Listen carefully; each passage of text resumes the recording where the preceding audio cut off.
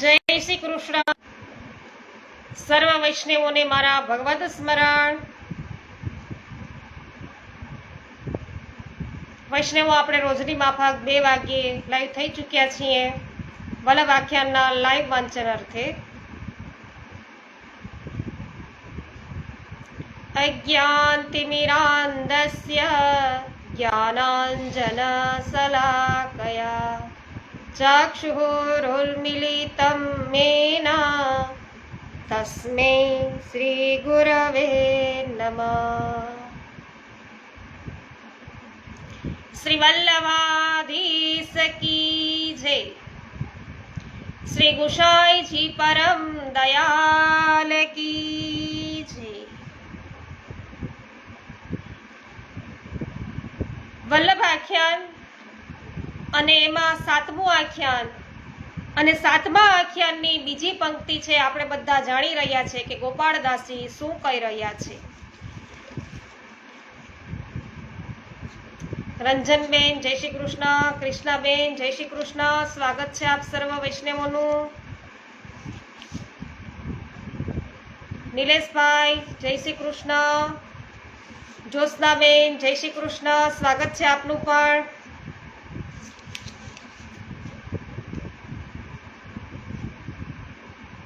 પરેશભાઈ જય શ્રી કૃષ્ણ. સ્વાગત છે આપનું.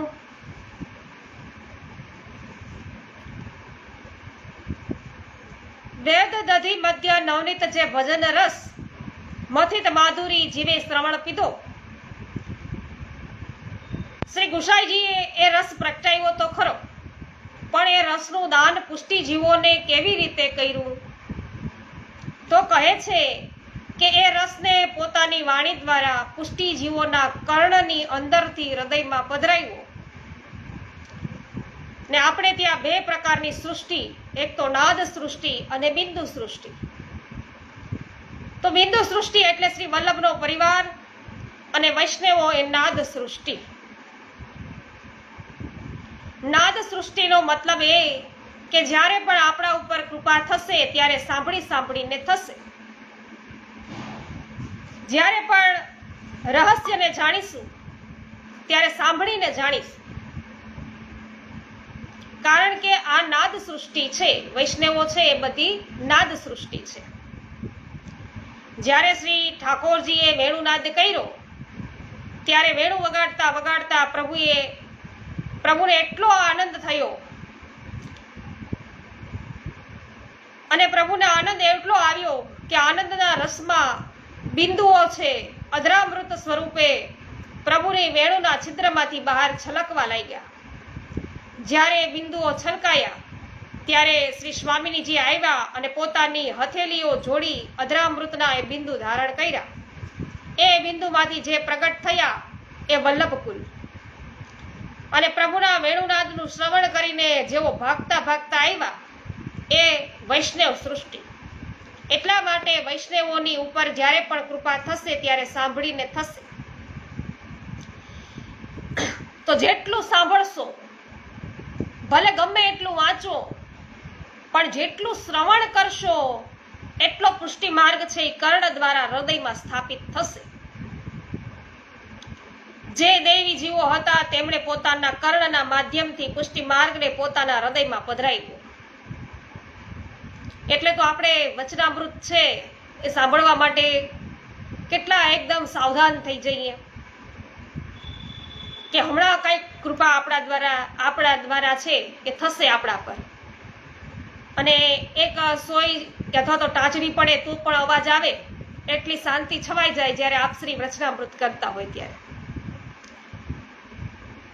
એટલા માટે જેટલું સાંભળશો એટલું કૃપા છે આપણા પર થશે. જે બાકી રહ્યું ને એનું શું થયું વૈષ્ણવો? નવનીત કાઢી લીધા પછી જે તક્ર એટલે કે જે છાસ, જે કર્મકાંડનો માર્ગ છે, અને નવનીત કાઢી લીધા પછી જેમાં શુષ્કતા રહી છે એ માર્ગમાં કોણ ગયું? જે સાધારણ જીવો હતા.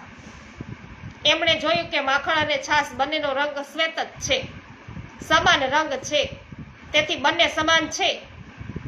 ફળ આપવા કાંટાવાળા હશે એમ માની અને માખણને છોડી અને સરળતાથી પી શકાય અને વધારે દેખાય એવા છાસરૂપી કર્મ માર્ગમાં તેઓ ગયા અને તેથી તેઓ નવનીત જેવા પુષ્ટિ માર્ગથી ચૂક્યા. કારણ ભક્તિ માર્ગમાં તો બંને સાથે ચાલે છે. શોભાબેન, જયાબેન, હેમાબેન, ભાવનાબેન, સેજલબેન, શિલ્પાબેન, સર્વ વૈષ્ણવોનું હાર્દિક સ્વાગત છે. રેખાબેન, હંસાબેન, આપનું પણ હાર્દિક સ્વાગત છે.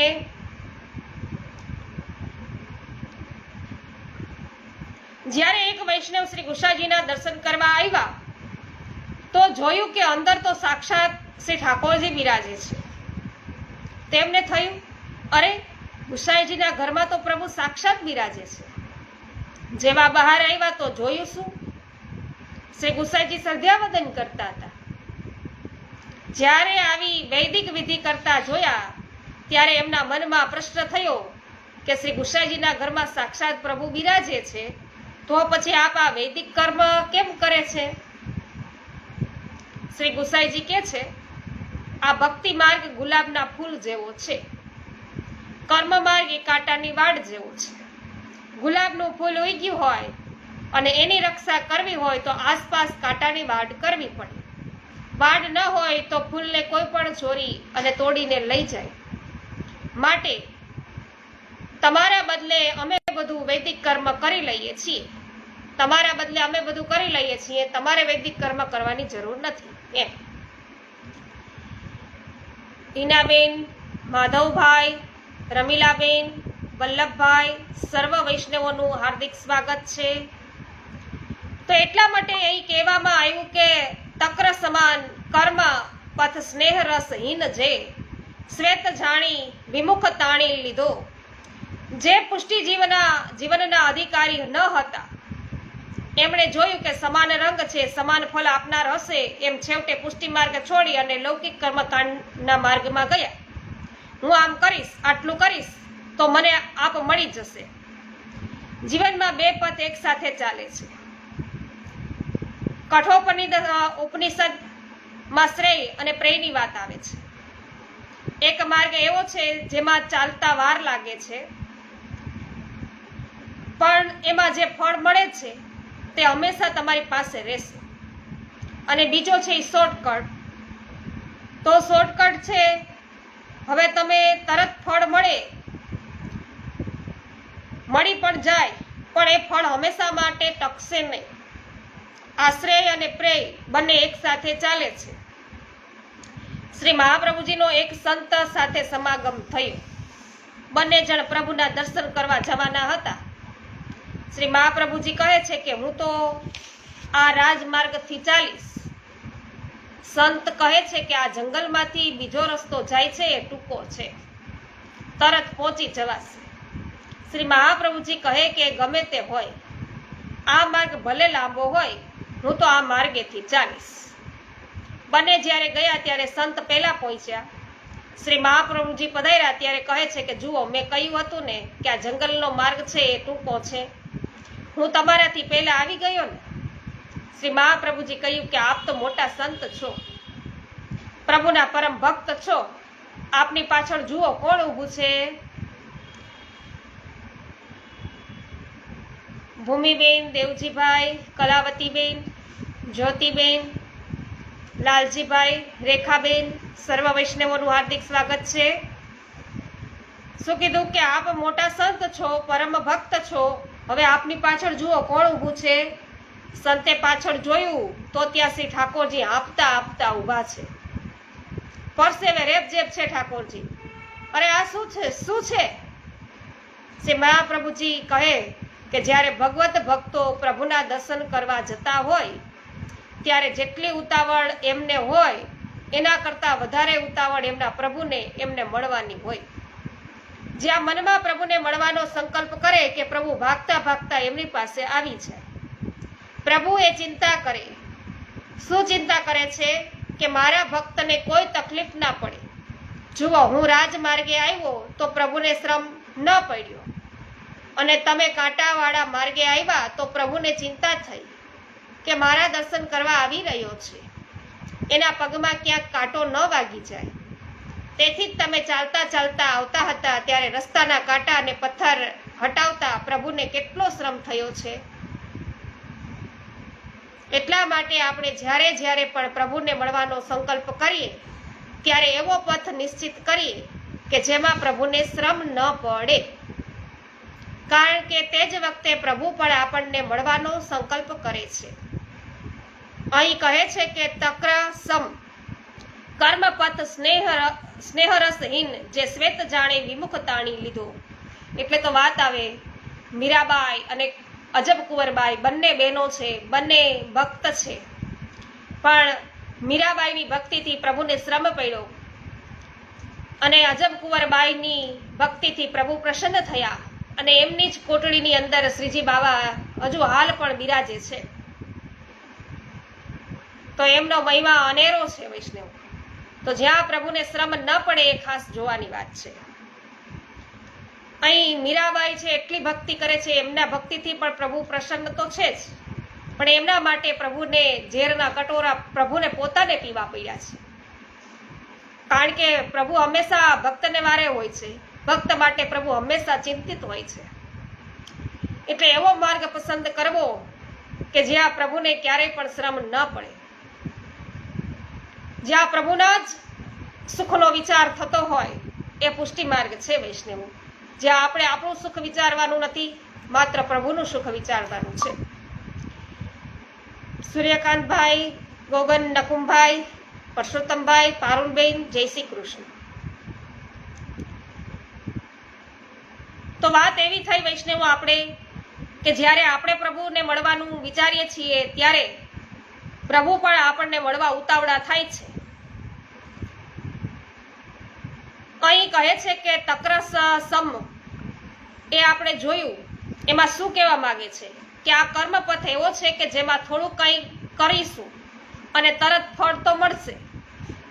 આમ જલ્દી ફળ મેળવવાની લાલચામાં રાજમાર્ગ છોડી અને જ્યાં ત્યાં જે સાધન મળે તે જગ્યાએ જવા લાગ્યા અને ભક્તિથી વિમુખ થઈ ગયા. કલિકાલમાં બે વસ્તુથી હંમેશા ચેતવું જોઈએ, એક સસ્તું અને બીજું સરળ. કોઈ કહે કે આ બહુ સહેલો ઉપાય છે, આટલું કરશો તો બધું થઈ જશે. સસ્તું અને સરળ બે વસ્તુ કલિકાલમાં મળે ત્યાં સાવધાન થઈ જવું. સરળ માર્ગને બદલે સાચો માર્ગ શોધવાનો પ્રયત્ન કરવો. સરળ મળે પણ સાચો ન હોય તો શું કામનો. કદાચ સાચો માર્ગ મળી ગયો, એ લાંબો છે, ચાલી રહ્યા છો તો ક્યારેક પણ પહોંચશો તો ખરા જ. એટલા માટે કહ્યું કે વેદ દધી મધ્ય નવનીત જે ભજન રસ મથિત માધુરી જીવે શ્રવણ પીધો. તક્રસમ કર્મપથ સ્નેહ રસહીન જે શ્વેત જાણી વિમુખ તાણી લીધો. જે જીવે શ્રવણ દ્વારા શ્રી પુષ્ટિ માર્ગને પીધો, એનું કર્તવ્ય શું? એના મનોરથ કેવી રીતે પૂરા થશે? તો એનો જવાબ ગોપાળદાસજી હવે ત્રીજી ટૂંકમાં કહે છે.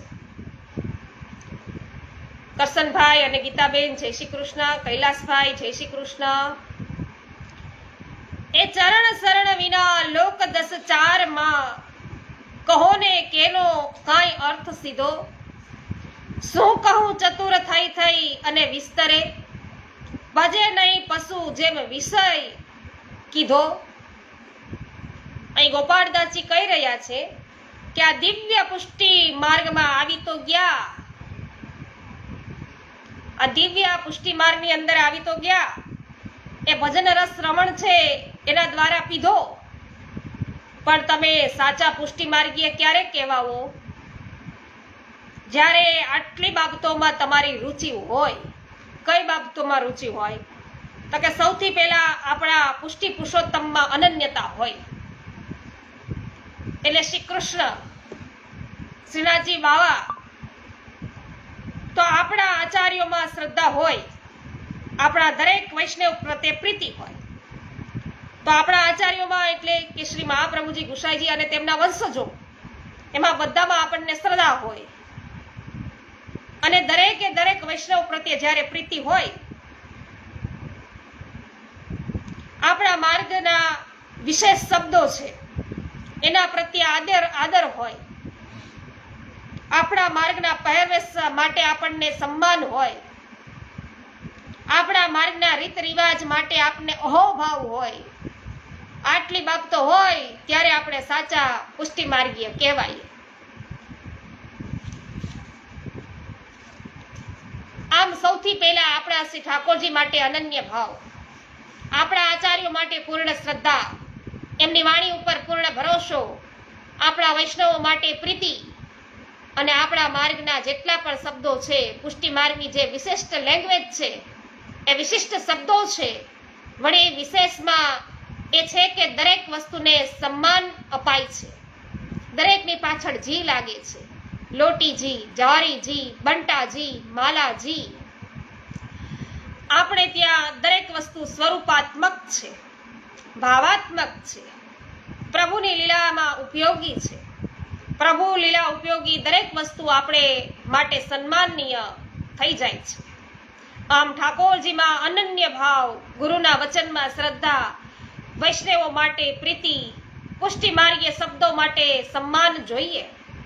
અને ત્યારબાદ આપણા માર્ગના પહેરવેશ માટે પણ અહોભાવ હોવો જોઈએ. જે પહેરવેશ બતાવવામાં આવ્યો છે એ પહેરી તમે સેવા કરશો તો તમને લાગશે કે 50% આપણા મને કર્યું છે અને 50% તો આપણા પહેરવેશે કર્યું છે. મનીષાબેન, પ્રભુદાસભાઈ, અનિલાબેન, અલ્પેશભાઈ, સર્વ વૈષ્ણવોનું સ્વાગત છે. દયા ભવૈયાએ રાજાને રીઝવવા ઘણા પ્રયત્ન કર્યા. વૈષ્ણવો આપણે જોયું વાર્તામાં, તો રાજા રીઝતો જ નથી. એણે નક્કી કર્યું કે આજે જો હું રાજાને નહીં રીઝવું તો પછી હવે મારા પ્રાણ ત્યાગી દઈશ. રાજા બનીને આવ્યો, રાજા ના રીઝ્યો, અલગ અલગ રૂપ લીધા એને. ક્યારેક યોગીનું લીધું, કયેક સાધકોનું લીધું, ને તો સાધુનું રૂપે લીધું. રાજા તો વૈષ્ણવ છે, નીચી દ્રષ્ટિ કરી અને અષ્ટાક્ષરનું મંત્ર છે એ જયપા જ કરે છે, સ્મરણ કર્યા કરે છે, હા હું જોતો જ નથી. કેટલાય રૂપ છે ભવૈયાએ લીધા, પણ રાજા પ્રસન્ન ન થયો. એટલે પછી કોઈએ કહ્યું કે ભવૈયા આ રાજા વૈષ્ણવ છે, અને ભવૈયાને થયું કે હવે હું વૈષ્ણવનું સ્વરૂપ લઉં તો રાજા છે એને પ્રીતિ જાગી. એટલે ધોતી બંડી પહેર્યા, મસ્તક ઉપર તિલક છે ધારણ કર્યું, ગળામાં તુલસીની માળા અને હાથમાં ગૌમુખી લઈને દરબારમાં આવ્યા. રાજાને થયું કે કોઈ વૈષ્ણવ આવી રહ્યા છે. સિંહાસન ઉપરથી ઉતરીને દયા ભવૈયાને હૃદયથી લગાવી લીધા છે. એ વખતે ભવૈયો વિચાર કરવા લાગ્યો કે રાજાને રીઝવવા માટે મેં ખાલી વૈષ્ણવનો વેશ ધર્યો છે, એટલામાં આ રાજા રીઝી ગયા. તો હું વૈષ્ણવ બનીને જાઉં તો આ જગતનો રાજા રીઝી ના જાય.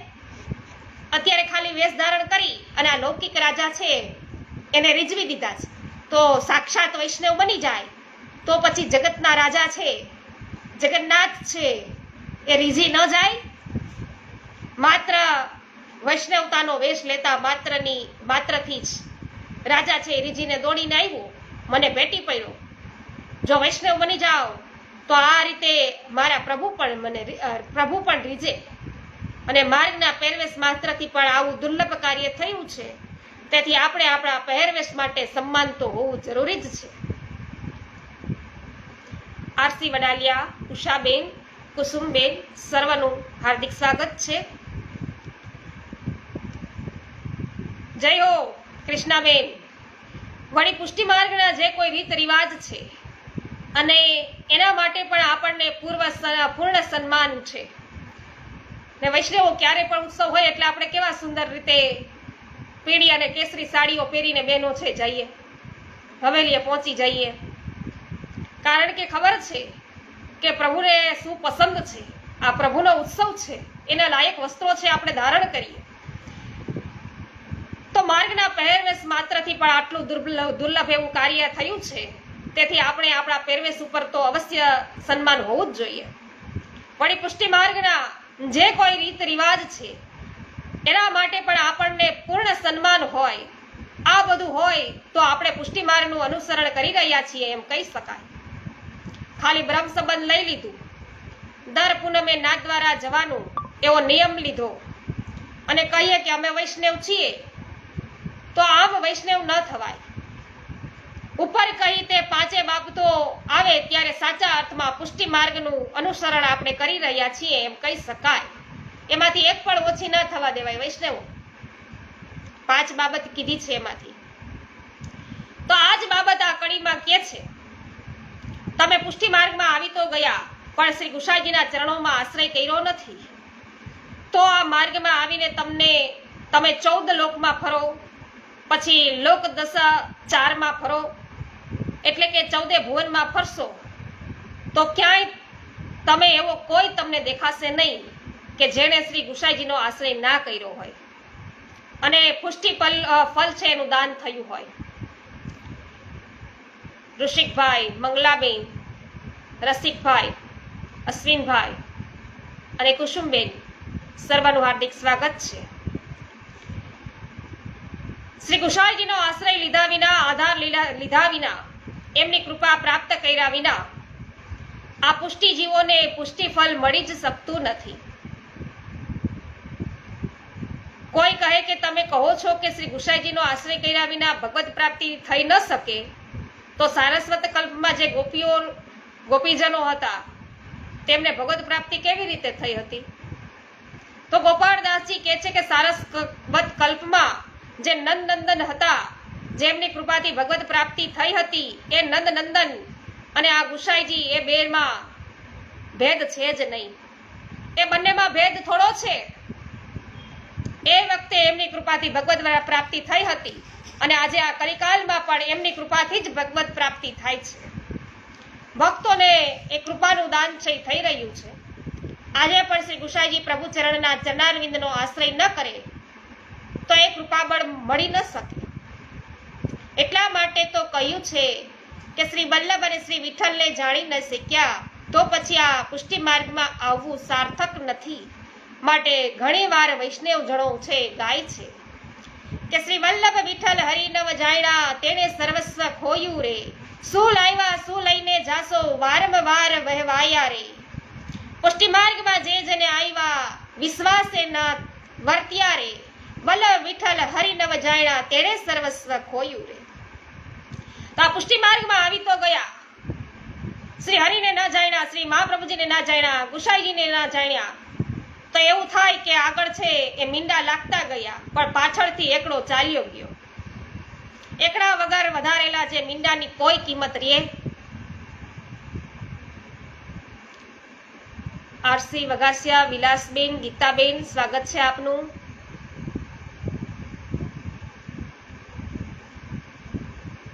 સરસ. દયારામ ભાઈનું જ તમે સુંદર છે એ ધોળપદ છે અત્યારે રજૂ કર્યું.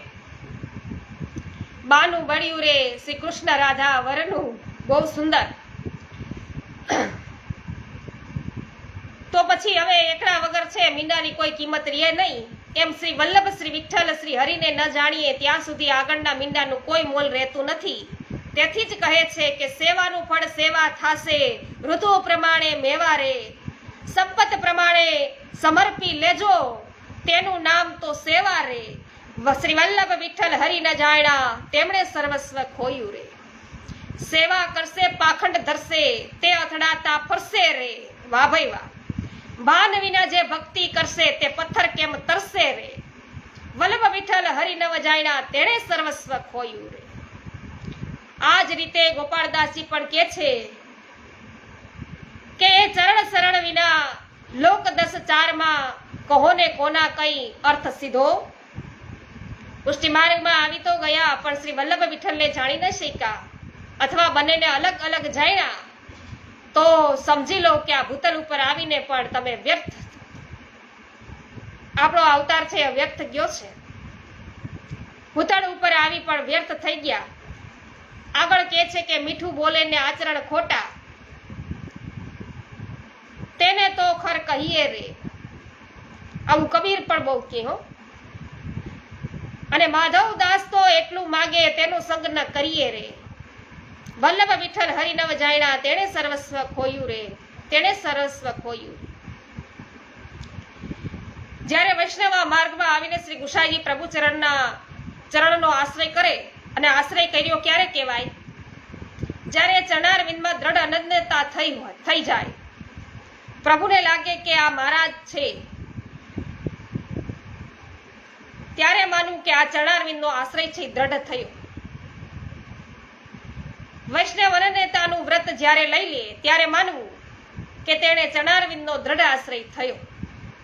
આવો દ્રઢ આશ્રય ન થાય ત્યાં સુધી આ માર્ગનું જે હાર્દ છે, આ માર્ગનું જે ફલ છે તે ન મળે. શ્રી ગુસાઈજીનો સ્વભાવ કેવો છે? ગ્રહી સોપત શ્રી ગોવર્ધન નાથે. જે શરણે જાય તેને શ્રી ઠાકોરજીને સોંપે. અને શ્રી ગુસાઈજી અને શ્રી મહાપ્રભુજી કેવા છે? એક પ્રસંગ જોઈ લઈએ વૈષ્ણવો. એક પિતા અને પુત્ર ચાલતા ચાલતા જતા હતા.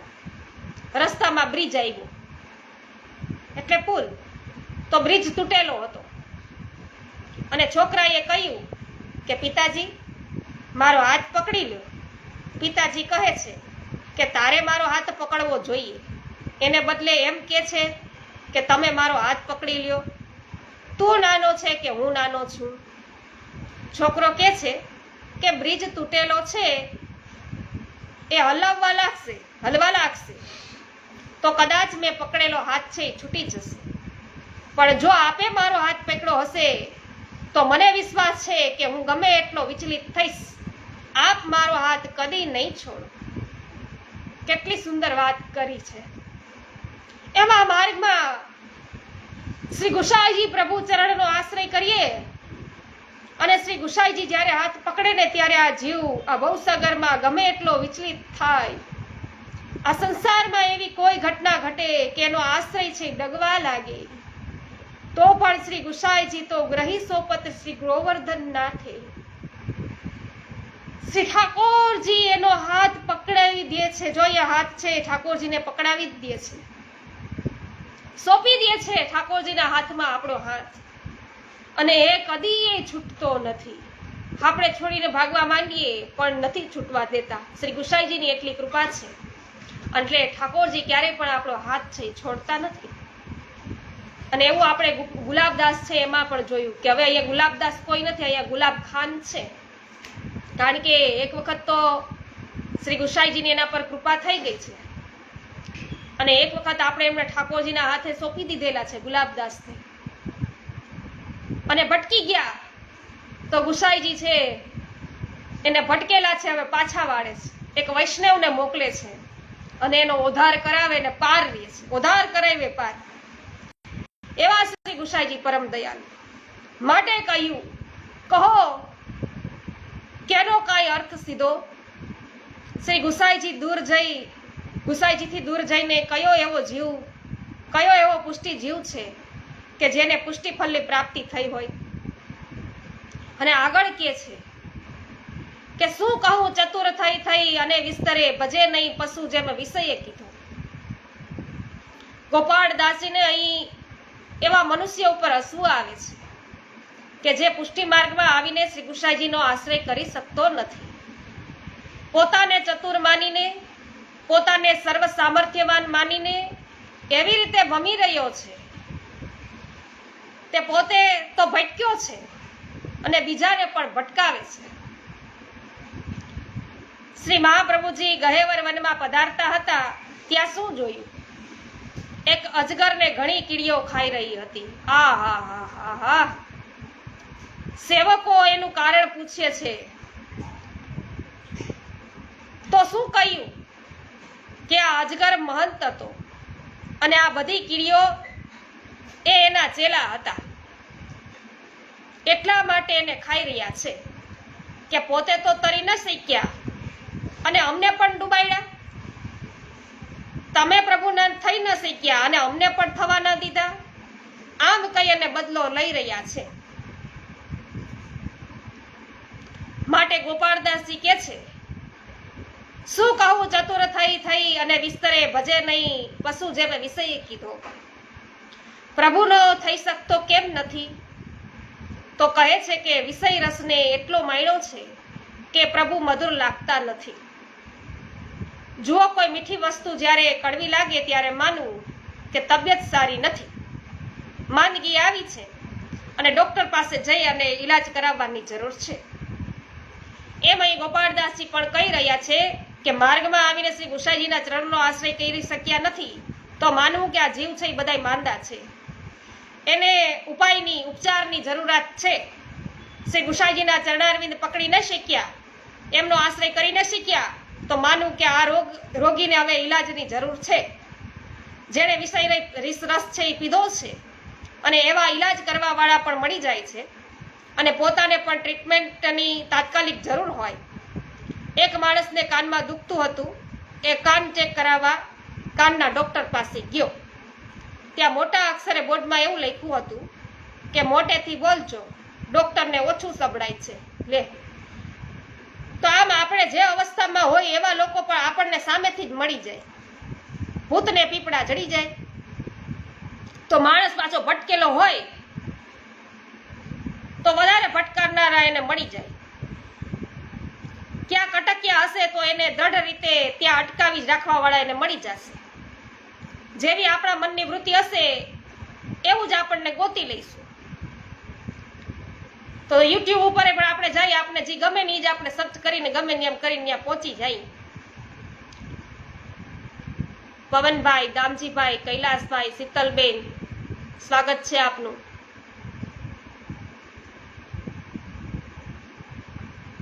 શ્રી વિઠ્ઠલ સુખકારી રે નામે નિષ્પાપ થાય નર નારી રે. સરસ.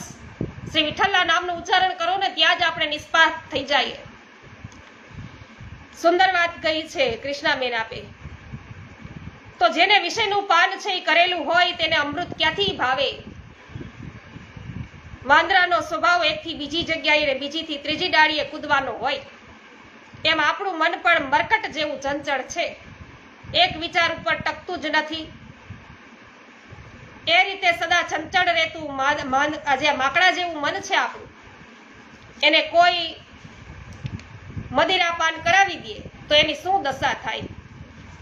આટલું પણ ઓછું હોય ને સદા ચંચળ રહેવા વાળા, સદાય ચંચળ રહેવા ટેવાયેલું આ મન છે એ મરકટ, એને જ્યારે મદિરા પીવડાવી દીધો અને પાછો એને વીછીએ ડંખ માર્યો તો શું થાય. વળી આ બધું પણ ઓછું હતું અને ત્યાં એને ભૂત વળી ગયું. બતાવો આ મનરૂપી માકડાની દશા શું થાય. એ મનનો ઈલાજ કોઈ કરી શકે?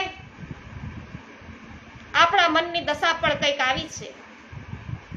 એક તો ચંચળ હતું અને લૌકિક વિષયોનું આપણને મદિરાપાન થયું, વધારે ચંચળ થયું. આટલું ઓછું હતું તેમ બીજાનું સુખ જોયું અને ઈર્ષા છે એ રૂપી વીછી આપણને ડંખી મારી. બીજાનું સુખ જોઈને ઈર્ષા જાગે એ વીછી આપણને કહ્યું તો સાવ કાબુમાંથી આપણું મન વયું ગયું. એટલું ઓછું હતું તે વળી બીજાને જોઈ ને એના જેવા થવાની આપણને વૃત્તિ જાગી, ગાના જેવું થવું, બીજાના જેવા થવાનું ભૂત વળી ગયું. પછી તો એ મનનો કોઈ ઈલાજ થઈ જ ન શકે ને, કોણ કરી શકે. બરાબર આવી જ દશા એ જીવોની થાય જે શ્રી ગુસાઈજીના ચરણો છે એને છોડીને સંસારમાં ભટક્યા કરે. એ પશુ જેમ વિષય કીધો, જેમ પશુઓ છે પોતાના દેહના પાલન પોષણ માટે ફરતા રહીએ, તેમ બરાબર એવી જ દશા જીવની થઈ. પાલન પોષણ માટે અત્યારે ફર્યા કરી. આવા મને સ્થિર કરવાનો કોઈ ઉપાય ખરો? ગોપાળદાસજી કે છે એક ઉપાય છે જે કરવાથી ભટકેલું મન છે ને એ પણ અટકે. આવું ચંચળ મન પણ છે ને સ્થિર થઈ જાય. 100 ઉપાય છે. તો હવે ચોથી કડીમાં બતાવી રહ્યા છે ગોપાળદાસજી. આ ભટકેલા મનને સ્થિર કરવા માટે, એક જગ્યાએ ચોટાડી રાખવા માટે ચોથી કડીની અંદર ગોપાળદાસજી છે એ કહી રહ્યા છે કે બોલ વલ્લભ સુવન વિમલ વાણી, જેને ગતિ બ્રહ્માદિ દેવ ન જાણી, ગુઢ રહસ તત્વ જે વેદની વાણી તે પ્રકટ કીધી ભક્ત હેત જાણી. આની અંદર ગોપાળદાસજી શું કહી રહ્યા છે એ આપણે આવતીકાલે વૈષ્ણવો સાથે મળીને જાણીશું. તો અરુણભાઈ સહિત સર્વ વૈષ્ણવોને મારા જય શ્રી કૃષ્ણ. બોલો શ્રી વલ્લભાધીશ કી જય. શ્રી ગુસાઈજી પરમ દયાલ કી જય.